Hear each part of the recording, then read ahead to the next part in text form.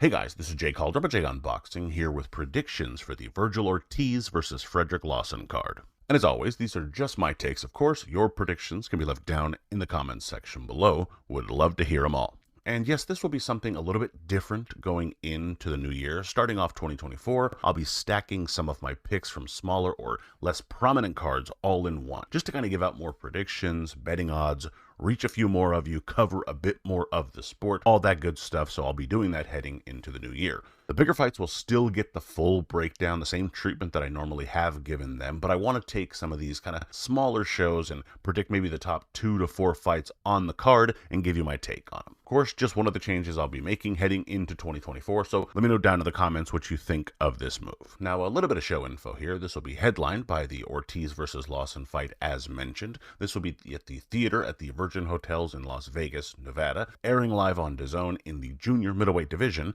with no title on the line. The co-featured bout will be Ohara Davies taking on Ismael Barroso at 140 pounds. We'll also see Arnold Barboza taking on Zolasani Ndongeni. I probably butchered that name, but there it is. And of course, we will be seeing SERGIY DEREVYANCHENKO taking on Rowdy Montgomery, who has perhaps the most interesting name in all of boxing. And that fight will be taking place at 168 pounds. So certainly not the biggest show to start off the year, but that's par for the course. Boxing usually takes a bit of time to get revved up in the new year. Still, a couple of interesting names on the card, a couple of interesting fights, so certainly something to look at. Of course, we have Ortiz debuting at a new weight at 154 pounds against a lesser known name, let's not kid ourselves, but the kid just needs to fight, so I'm not going to complain there. We also have the BARBOZA debut on DAZN and with Golden Boy, which could be a good move for him. There's decent fighters around 140 pounds that kind of work with DAZN and Golden Boy, so a lot of fights available for him. But it's a hot division, so he really just has plenty of fights regardless, as long as he keeps on winning.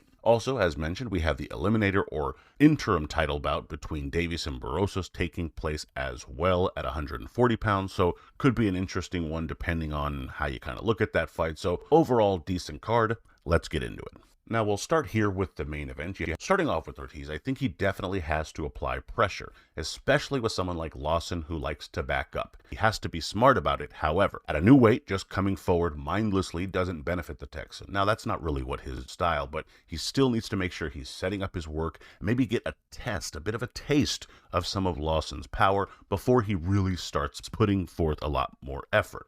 Also, of course, I think he needs to be sure to work those underneath shots under the guard of Lawson. Lawson can hold a pretty high guard at times, especially on the ropes. So once you get him there, you want to use those uppercuts and even those hooks to the body that, of course, I think Ortiz throws pretty well. And of course, this is going to score for you as well as lower that guard so the up top work can start landing later in the contest. Over here, of course, we have Lawson. And I think with Lawson, you can't fight timid. You have to, get a bit more assertive in this fight. You don't want to be reckless, but you do need to get his respect early. Keep him from just marching forward and having his way in the fight. You have to try and take center ring at times, try to back up Ortiz if you can. You're not a huge 154-pounder, of course. You've also fought at welterweight, but I think you want to make sure to see if those extra pounds can benefit you a bit more than Ortiz, specifically as you try and wear on him, maybe even get into those later rounds where perhaps your cardio might be a bit better. Who knows? You still have to find out. Also, of course, stay off of the ropes. You like to throw those kind of chippy shots inside, but you need to do that more when you're able to step into them. Gets you more power and, of course, keeps you off the ropes, so you have a better chance of being successful overall. You're also just giving Ortiz exactly what he wants when you're just going to sit on the ropes and let him tee off. He wants to press you back. So turn him, get him to miss, then step in with that chippy right hand for it to have more effect. And in terms of my pick here, no surprise, I am going with Ortiz. I think he might have to rush through his stuff at first, just trying to prove a point, but once he settles into the fight, I think he begins to break Lawson down and likely hurt him with right hands up against the ropes. He'll set it up with the body work and finish it off with those power shots upstairs that ultimately cause a halt to the action. Winner, Vergil Ortiz via mid-fight stoppage. Now, moving into the co-featured bout of the evening, here we'll start off with Davies. For Davies to win, I think he wants to make sure he doesn't let Barroso just sit back and look to counter. Davies himself will need to be a bit more assertive.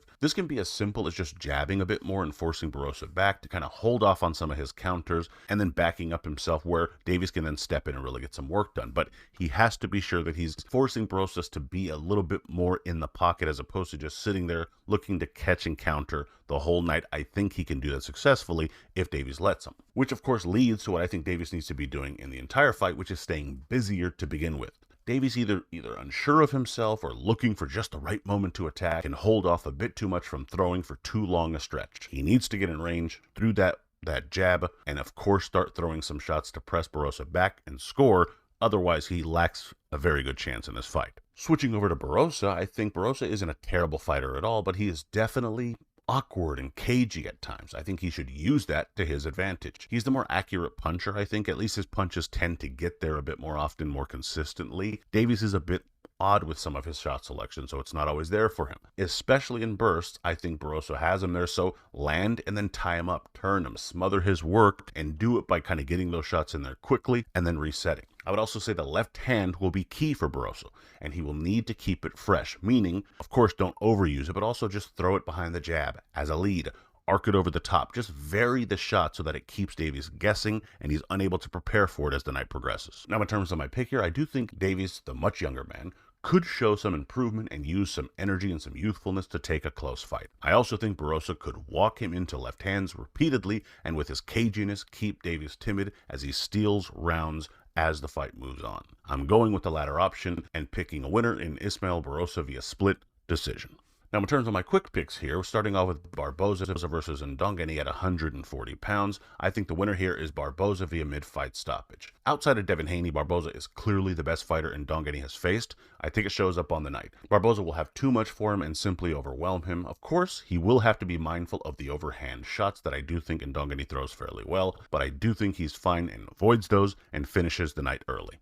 And finally, of course, we have DEREVYANCHENKO taking on Montgomery at 168 pounds, and I'm picking DEREVYANCHENKO via late fight stoppage in this one. Should be a decent, relatively easy bounce-back fight for SERGIY. The question really will be if he can earn a stoppage against a usually durable Rowdy Montgomery. Again, DEREVYANCHENKO doesn't get a lot of stoppages. Montgomery can usually last the distance, so that will be kind of the biggest test here for him. I do think he gets it done. And the betting odds here are displayed on the screen, of course, as you can see here for the top two fights anyway, between Ortiz and Lawson and Davies and Barroso. In terms of what I would go for in all of these kind of lineups, I like the over-under in both. I think those are playable lines, but I'm actually, of course, based on my predictions, most curious with Barroso at a plus 340. Of course, at the end of the day, Davies is the favorite. The odds makers could certainly see something I don't see, but I just give Barroso a big chance considering, even for his age, he's a lively, cagey fighter. Could he potentially take advantage of the relatively inexperienced Davies and pull off the upset there? As I predicted, I think he can. So that's what I'd go with there, but in any event, those are your odds. And my prediction record as of this recording, of course, for the new year is zeros across the board, but let me know what your thoughts, your bets, your picks, all that good stuff are down in the comments below. And of course, please be sure to like, comment, share, subscribe, follow, and check out all the social media here. And of course, be sure to visit JAYONBOXING.com for schedule, results, betting odds, grades, rankings, and more. And as always, until next time.